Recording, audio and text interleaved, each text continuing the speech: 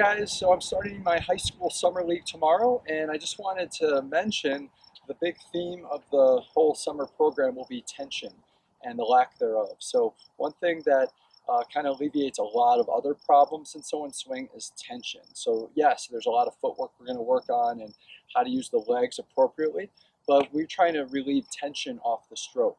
So here's a few tips that might help you with what I'm going to be doing with players. I'm going to be looking for tension first, okay?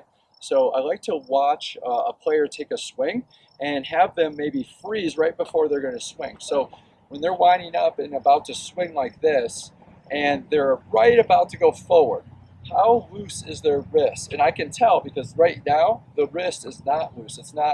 It's too tight. So a loose wrist would be this. Notice the racket head dropped. So then I can go forward and get that racket head speed with my fist going forward, not my racket swinging back with tension or doing this, right?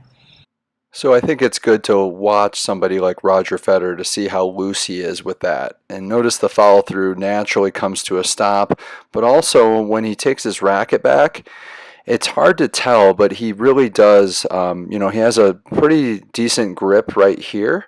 Because the racket head is above the handle. But right here is when he starts relaxing. Right there, he relaxes. So then he can just go through the ball with his arm and make a slinging motion. It becomes more relaxed. So hopefully that helped. That's the first thing I look for. Someone to do here, to be in this position and then drop with a nice loose grip so that they can go forward and whip at the ball, okay?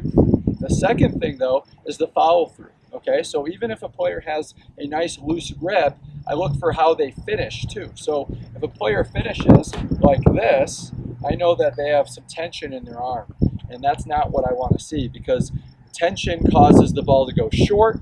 It makes the ball be inaccurate. You're like a brick wall. You're very unpredictable with your strokes.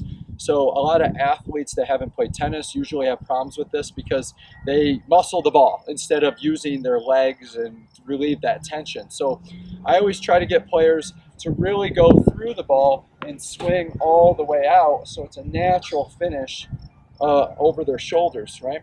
So they're finishing here, which makes it a lot easier for them to maybe put a lot of power on the ball without a lot of effort. So the whole point is we're just trying to swing through the ball and not use our arms. So we shouldn't feel that, okay? So those are the two big things there is tension here, dropping loose wrist here, and then finishing through the ball all the way out. And that allows you to hit a number of balls with effortless power.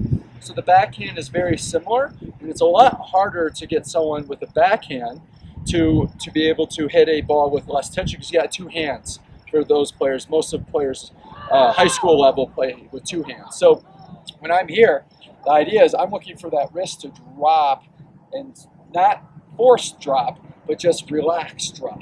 So then that allows the racket head to be alive and loose through the ball. And then I look for how is that player finishing? Are they going all the way around or are they stopping here? And that if they're stopping here, that's not a natural stop and there's too much tension in their arm. So those are the big things, the backswing on both shots and loose grip. And then how are they finishing all the way through? Part of that is also on the serve, right? So the serve is trying to see, so what I look for is how they bring their racket up. So if they bring their racket straight up, there's a lot of tension there, and that's okay. Not a lot of players do it this way, but they, like Andy Roddick did it pretty well with this. Songa, I believe, does it pretty well like this too.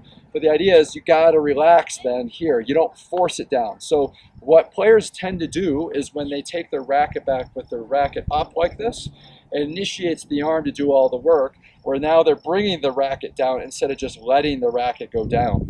So what I'm saying is I like to see the player kind of have a loose grip, and then if I bring my elbow forward, my racket just swings back naturally, and then that allows me to go up with that with no tension in the shoulder, okay? So I'm really looking for that player to have that racket head to be loose here, let it just drop down and go up. They're not forcing it down. It's a very different feeling of doing this versus just letting the racket drop, okay?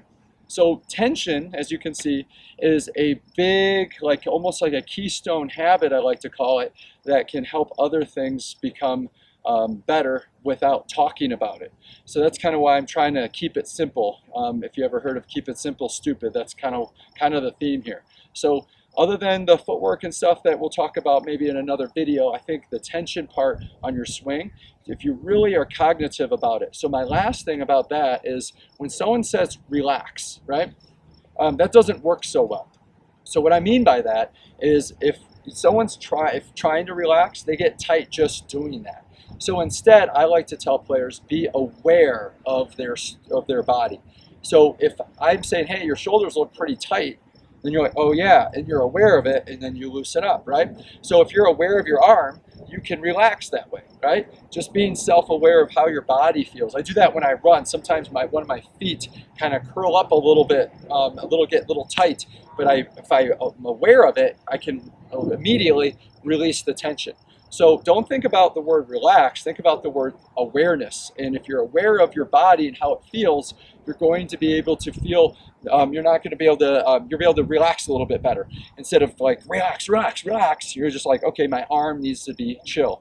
And then you can feel that a little bit better. So hopefully that helps, and good luck with your strokes, all right?